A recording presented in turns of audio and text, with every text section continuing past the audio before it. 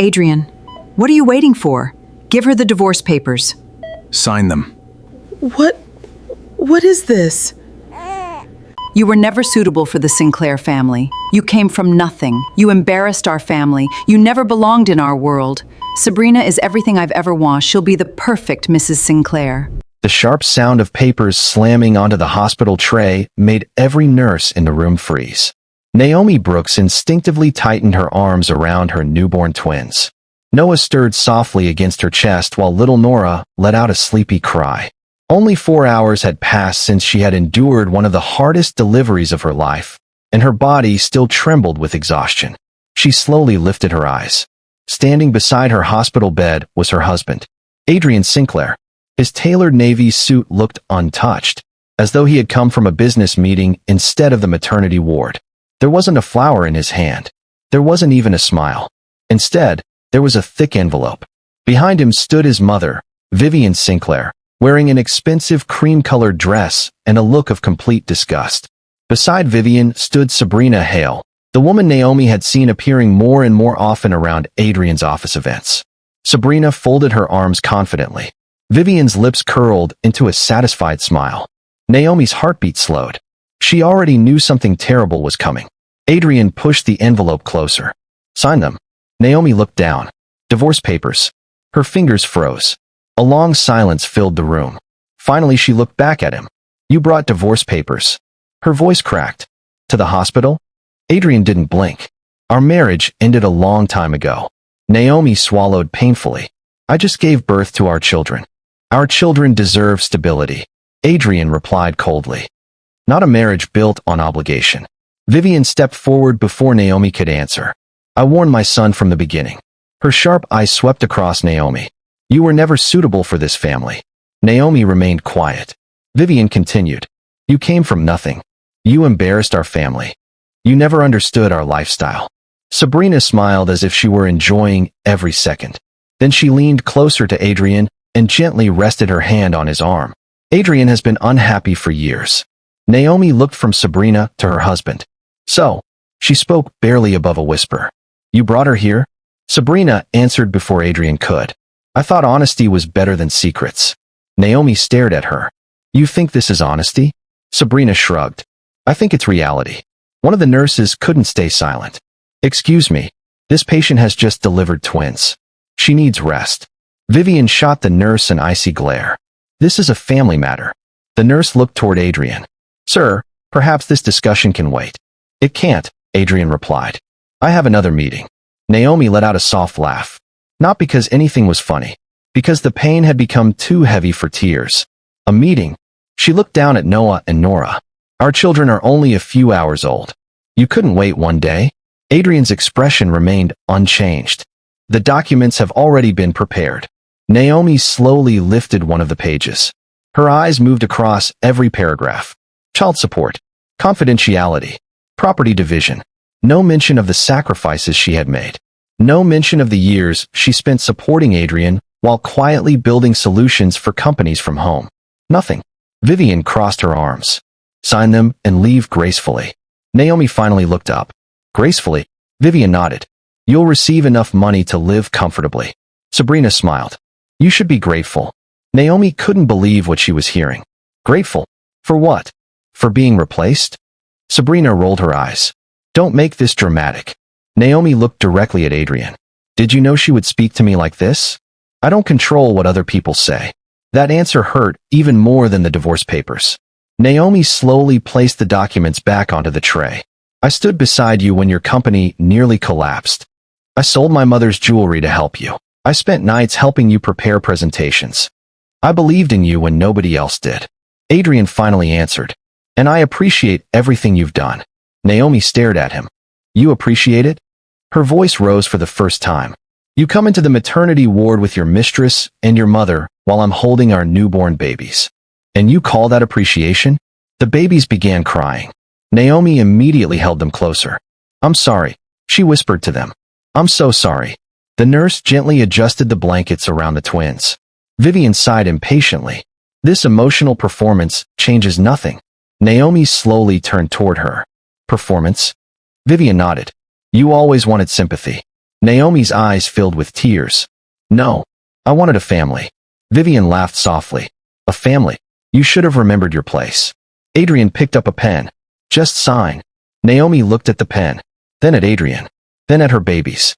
For several seconds, she said nothing. Sabrina smirked. I guess she finally understands. Then Naomi surprised everyone. She calmly placed the pen back into Adrian's hand. I won't sign today. Vivian frowned. You don't have a choice. Attorney Claire Morgan's voice suddenly echoed from the doorway. Actually, everyone turned. Claire walked into the room carrying a leather briefcase. In fact, she smiled politely. My client has every legal right to wait. Adrian's jaw tightened. What are you doing here? Claire answered calmly. Mrs. Brooks asked me months ago to represent her should certain circumstances arise. Vivian looked confused. Months ago, Naomi remained silent. Claire continued. So unless my client wishes to sign today. She closed her briefcase. These papers leave this room and signed. Adrian scoffed. You think delaying this changes anything? Claire smiled. Sometimes time changes everything. Adrian stepped closer. I'll have the house transferred today. Claire nodded. That's your decision. I'll freeze the joint accounts. Claire nodded again. That's your decision too. I'll cancel every card she has. Claire simply smiled. I strongly advise you to think carefully before making financial decisions during active divorce proceedings. Vivian interrupted. She's bluffing. Claire looked directly at Vivian. I never bluff. Naomi watched quietly. For the first time all day, someone was standing beside her. Adrian straightened his jacket. Fine. He looked at Naomi. You have 48 hours. You'll realize fighting me is pointless. Naomi finally spoke. Is that what you believe? It is. He leaned closer. When this divorce is over, you'll have nothing. Naomi looked into his eyes for a long moment. Then she answered softly. Are you absolutely certain? Adrian gave a confident smile. I've never been more certain of anything. Without another word, he turned. Vivian followed. Sabrina paused beside Naomi's bed. She looked down at the twins. It's sad. Naomi frowned. What is? They'll grow up knowing their father chose happiness. Naomi's voice became surprisingly calm. No. They'll grow up knowing their mother chose dignity. Sabrina's smile faded. She turned away without replying. The room finally became quiet.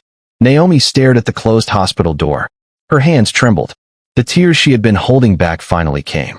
Not loud sobs. Just silent tears rolling down her cheeks as she kissed Noah's forehead. Claire pulled a chair beside the bed.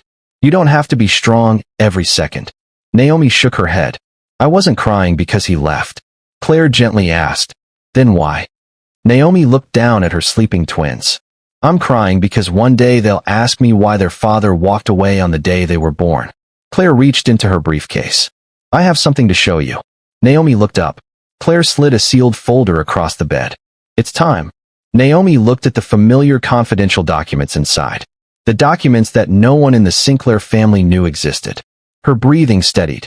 For the first time since Adrian walked into the room, a quiet determination replaced the heartbreak in her eyes. She whispered, almost to herself, they think they've already won. Claire gave a knowing smile. They have no idea the game hasn't even started. Naomi stared at the sealed folder without opening it immediately.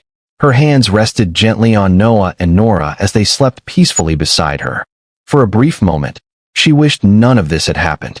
She wished Adrian would walk back through the door, apologize, hold his children, and tell her it had all been a terrible mistake. But deep inside, she knew that man no longer existed. Claire broke the silence. Naomi, you don't owe anyone another chance to hurt you. Naomi slowly nodded. I know. Claire slid the folder closer.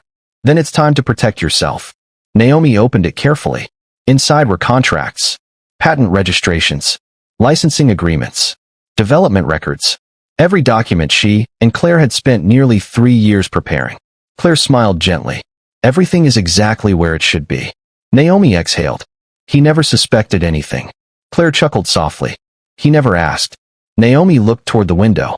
He always assumed my laptop was filled with recipes, shopping lists, and children's names. Claire raised an eyebrow. He underestimated the woman sharing his home. Naomi gave a sad smile. He stopped seeing me years ago. 3 days later, Naomi walked out of the hospital carrying little Nora while Claire carried Noah's baby carrier. The warm sunlight hit Naomi's face, but it brought little comfort. She pulled out her phone. No missed calls from Adrian. No messages. Nothing. Claire noticed. Still hoping. Naomi locked the phone. No. I was just confirming what I already knew. Claire squeezed her shoulder. You have two beautiful reasons to keep moving. Naomi smiled at her babies. They're enough. The driver stopped outside the Sinclair mansion. Naomi wanted only one thing. To collect her belongings peacefully. She stepped toward the front gate.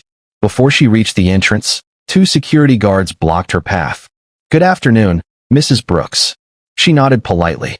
I'm here to collect my things. The older guard looked uncomfortable. I'm sorry. We've received instructions. Naomi frowned. What instructions? The younger guard lowered his eyes. We're not permitted to let you inside. Naomi blinked. I'm not a stranger. This is my home. Before either guard could answer, Vivian walked onto the front steps with perfect posture and a satisfied smile. I was wondering when you'd arrive. Naomi looked at her calmly.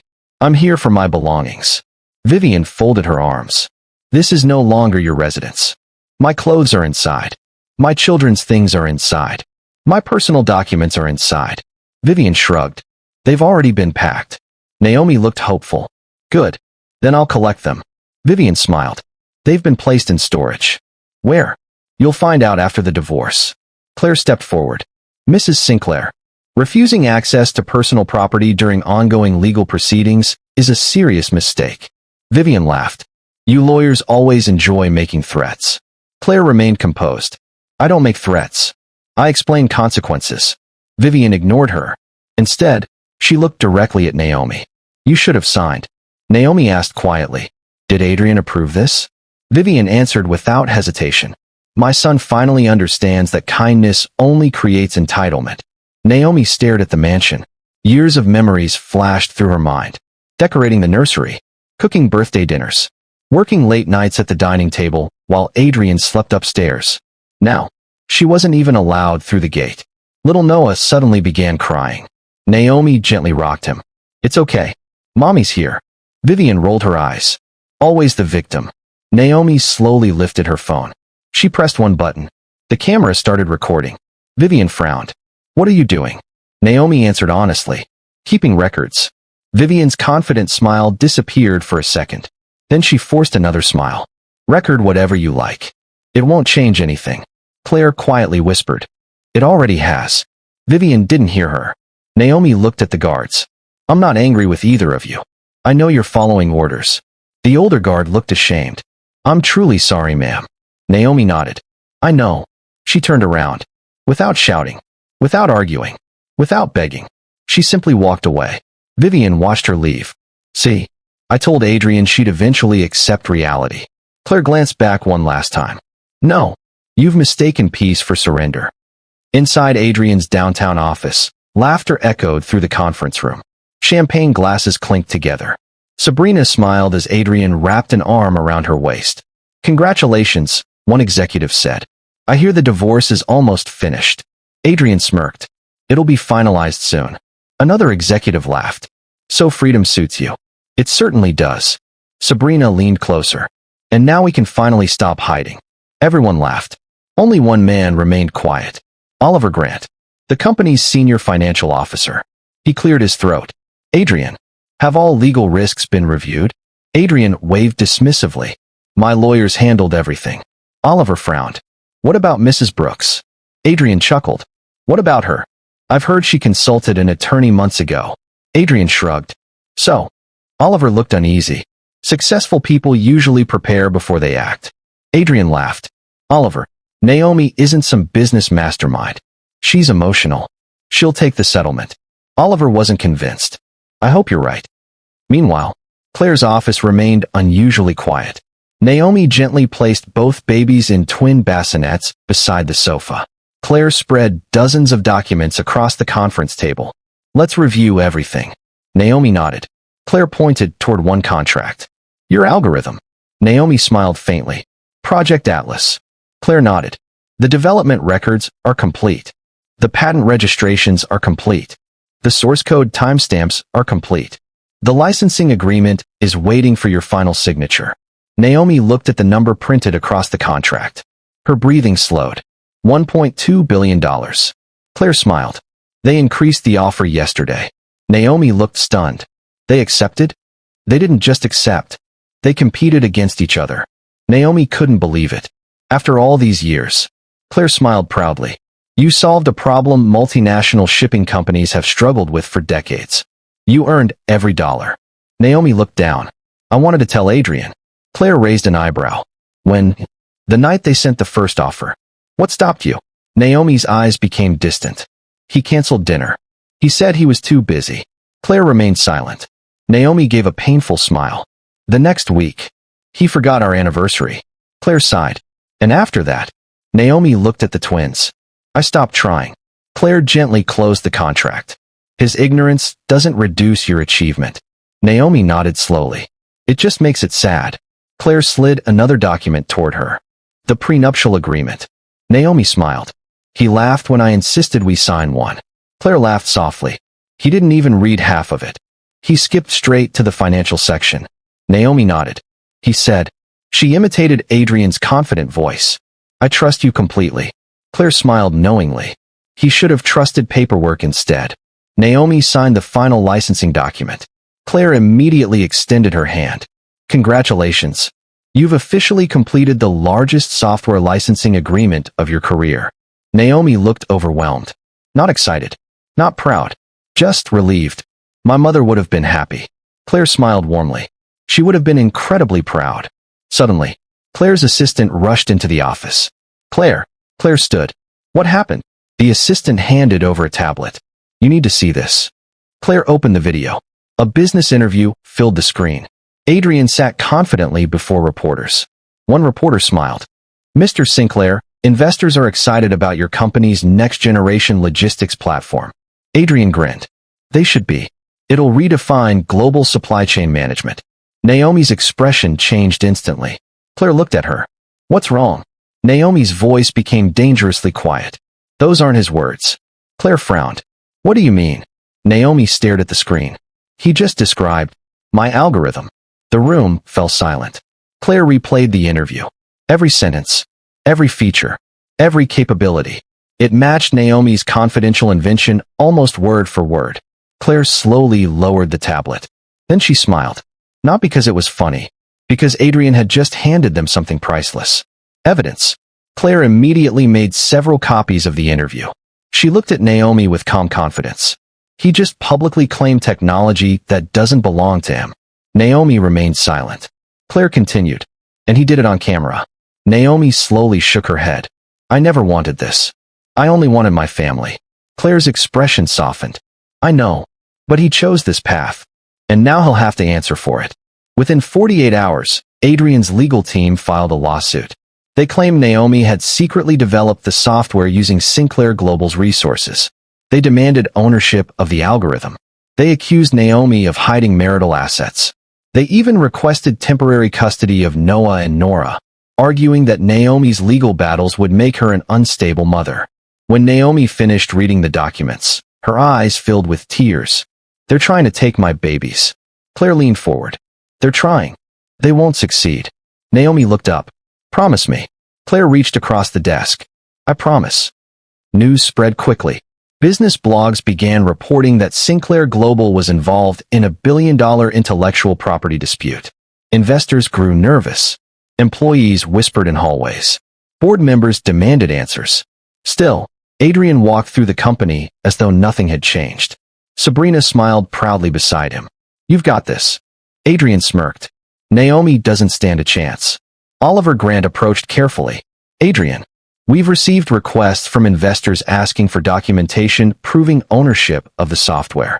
Adrian frowned. Tell legal to handle it. Oliver hesitated. What documentation should we send? Adrian looked annoyed. They'll prepare something. Oliver didn't move.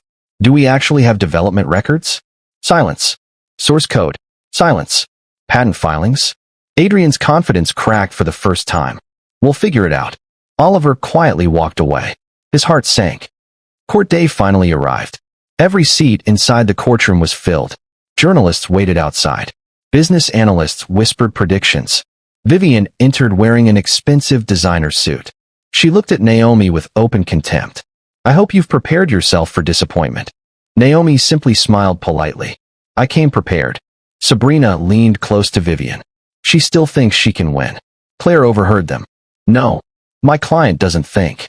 She knows. The courtroom doors opened. All rise. Judge Eleanor Grant entered. Everyone stood. After everyone was seated, Adrian's attorney confidently addressed the court.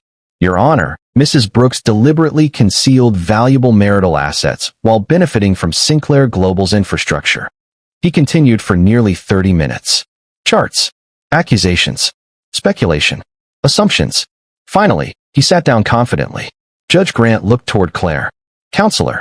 Claire stood calmly. Thank you, Your Honor. She walked toward the evidence table. My client has prepared a complete timeline. She held up the first binder. Every line of code. She held up another. Every patent registration. Another binder. Every licensing negotiation. Another.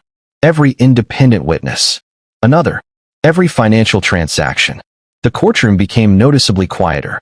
Claire projected the first document onto the courtroom screen. Development logs. Timestamps. Independent server records.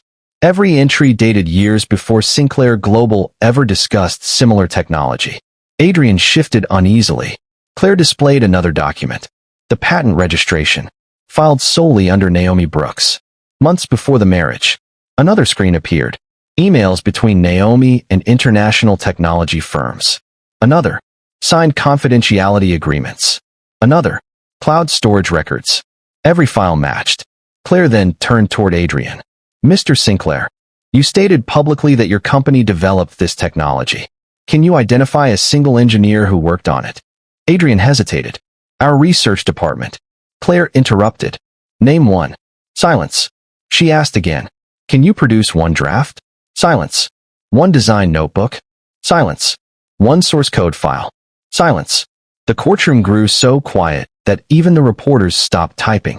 Claire smiled gently. No further questions. Then she picked up one final folder. The prenuptial agreement. Adrian looked almost bored. I've already signed it. Claire nodded. You did. But you never finished reading it. Judge Grant accepted the document. She carefully turned several pages. Then she stopped. She read aloud. All intellectual property conceived, developed, or substantially created by Naomi Brooks shall remain her exclusive property regardless of marital status.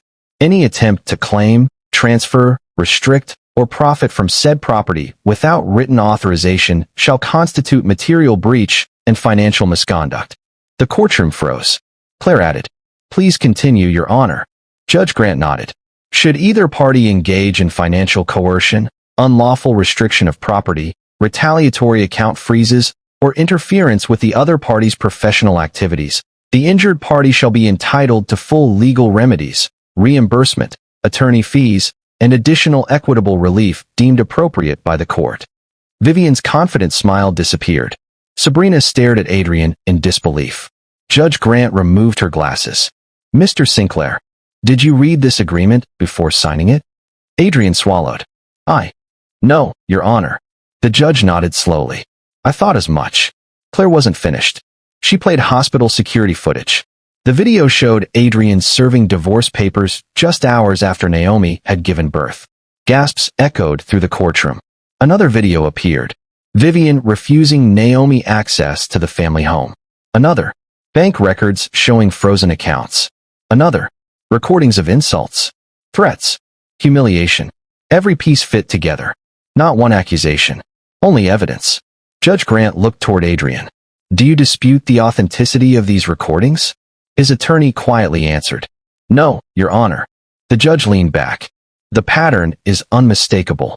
She began reading her decision. This court recognizes repeated acts of financial coercion, emotional intimidation, and deliberate interference with Mrs. Brooks' lawful property.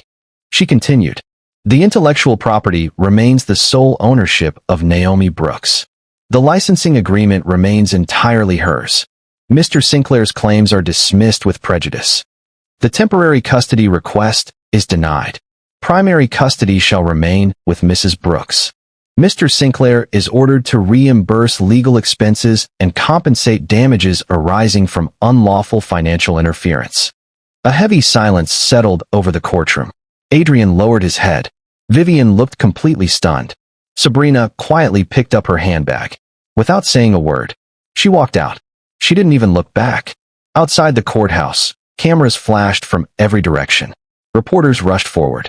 Mrs. Brooks, how does it feel to win? Do you want revenge? Naomi paused. She looked at the cameras, then at Noah and Nora sleeping peacefully in their stroller. Finally, she answered, I didn't come here seeking revenge. I came seeking justice. Another reporter asked, what would you like people to learn from your story? Naomi smiled gently. Never confuse someone's kindness with weakness. Never assume silence means surrender. And never stop protecting the things you've worked honestly to build. The interview spread across television and social media within hours. Public opinion shifted almost overnight. Sinclair Global's board announced an emergency meeting. Major investors withdrew funding. Several executives resigned. Within weeks, Adrian was removed as chief executive officer. No company wanted to hire him. His reputation had become inseparable from the courtroom defeat. Vivian stopped attending charity galas after former friends quietly distanced themselves. People who once admired her influence now whispered whenever she entered a room. As for Sabrina, she disappeared from Adrian's life as quickly as she had entered it. When the money, status, and attention vanished, so did she. 6 months later, Naomi stood on the porch of her new home, overlooking a peaceful lake. Noah laughed as he chased bubbles across the garden. Little Nora clapped excitedly while trying to catch them. Claire arrived carrying a small gift bag. I thought our youngest shareholders deserved a present. Naomi laughed. They'll love anything with bright colors. Claire watched the twins playing. You know, I haven't seen you smile like this in years. Naomi looked toward the children. For a long time, I thought losing my marriage meant losing my future. Claire smiled. And now? Naomi answered without hesitation. I understand something I couldn't see before. Claire waited. The day Adrian walked into that hospital with divorce papers, I thought my life was ending. She looked at the twins again. But it was actually the day my real life began. Claire hugged her warmly. You earned this peace. That evening, as the sun disappeared beyond the lake, Naomi tucked Noah and Nora into their beds. She kissed each forehead. I'll always protect you. I promise. Sometimes the people who try hardest to break you become the reason you discover how strong you truly are. Wealth can be lost. Titles can disappear. Reputation can crumble overnight. But integrity, wisdom, and quiet resilience create a foundation no one can steal. If this story touched your heart, don't forget to like this video, subscribe to the channel, and turn on the notification bell so you never miss another inspiring story of courage, justice, and hope. And before you go, tell us in the comments. If you were Naomi, would you have forgiven Adrian after everything he did, or would you have walked away forever? Until next time, remember this. The loudest person in the room isn't always the strongest. Sometimes, the quietest person is simply waiting for the right moment for the truth to speak, and when it does, no amount of power or pride can silence it.